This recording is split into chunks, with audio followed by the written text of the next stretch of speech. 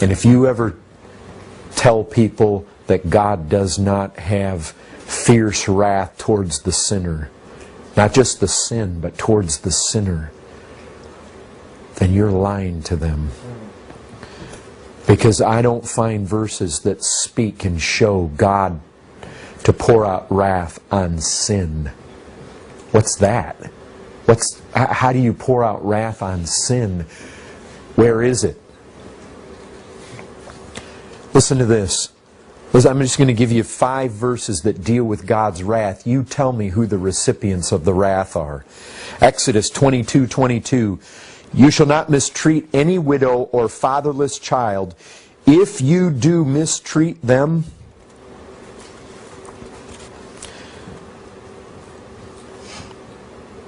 and they cry out to me, I will surely hear their cry, and my wrath will burn, and I will kill you with the sword. Leviticus 26:27. But in spite of this you will not listen to me, but walk contrary to me. Then I will walk contrary to you in fury. 2 Kings 22:13. For great is the wrath of the Lord that is kindled against us, because our fathers have not obeyed the words of this book and do according to all that is written concerning us. Ezra 8:22. The hand of our God is for good on all who seek Him, and the power of His wrath is against all who forsake Him. Psalm 21:8. Your hand will find out all your enemies. Your right hand will find out those who hate you. You will make them as a blazing oven when you appear. The Lord will swallow them up in His wrath, and fire will consume them. Folks, His wrath is directed against sinners, not just sin.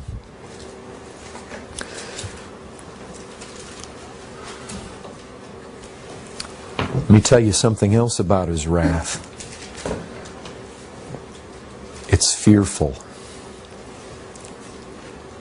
There's no other way to put it. It is infinitely dreadful. So often it's likened to fire. I find various times it's likened to drinking a cup, even the dregs of the cup, which I think is where we get the picture that Christ uses when He's in the garden. If it was possible, He was praying to His Father that He would be delivered from that cup, a cup of wrath. But more times than anything else in the Bible, you tell me, you listen to this, you hear what this wrath is likened to. Exodus 15:7. You send out your fury, it consumes them like stubble. 2 Kings 53:26.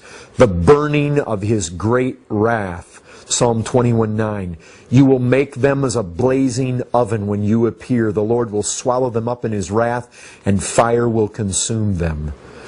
Isaiah 66:15.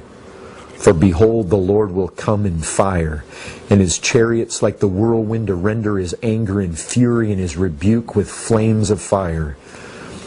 Jeremiah 4:4. Circumcise yourselves to the Lord.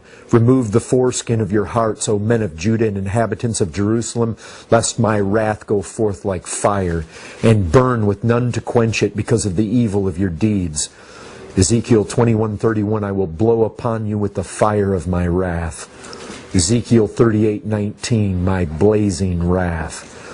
Jeremiah 17:4, in my anger a fire is kindled that shall burn forever.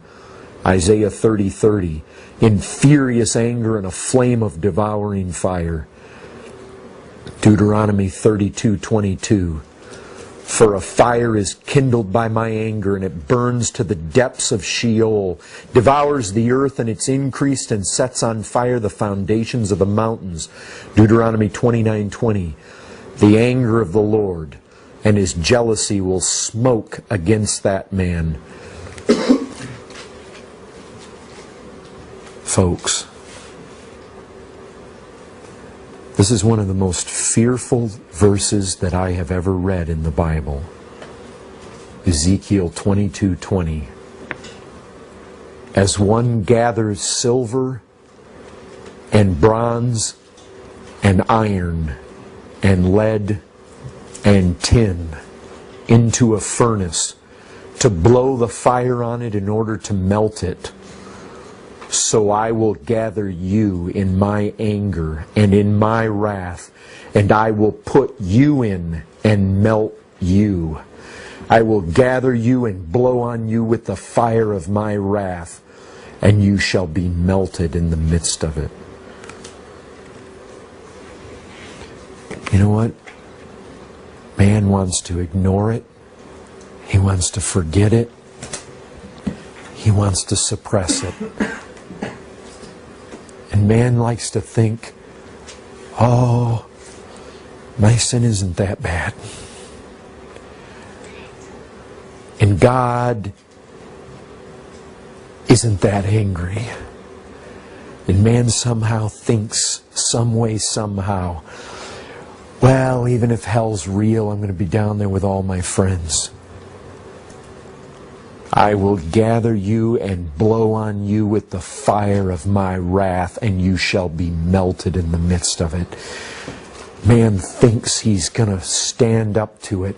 But I tell you what, when God blows upon him with the wrath of His vengeance, with the fires, a smoke, a blaze, man will yield immediately. There will be no fight in him.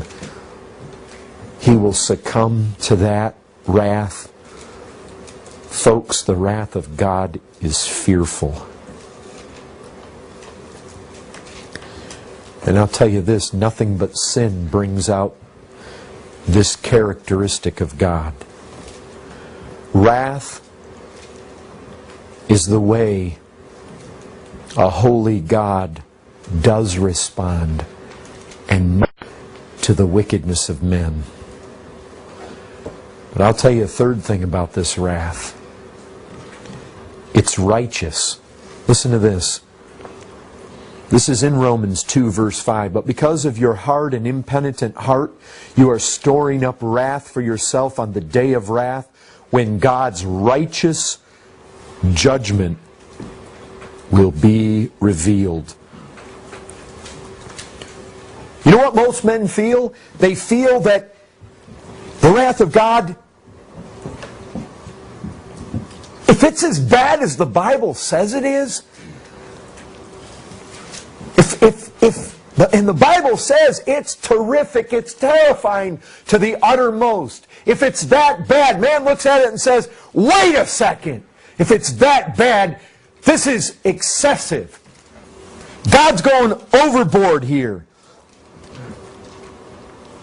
Man cannot conceive of God having such a massive reaction on God's part to our little sins. So they look at this can't be. This is overkill. I'll tell you what. The problem is not that God is excessive. It's not that He's extreme. It's not that He's disproportionate. The Bible says His judgment is righteous. Folks, the problem is we underestimate the degree of our crime, our guilt. Our guilt is on a level that we know not. The problem lies not in our assessment of His wrath. The problem lies in our assessment of the excessiveness of our sin. That's where it lies. God's wrath shouldn't make us think of an overreacting God. It should make us think of underestimating foolish men. God's wrath is reasonable if we understand our sin. Wrath on sin. What's that? How do you pour out wrath on sin? Where is it? Listen to this. I'm just going to give you 5 verses that deal with God. And they cry out to me. I will surely hear their cry, and my wrath will burn, and I will.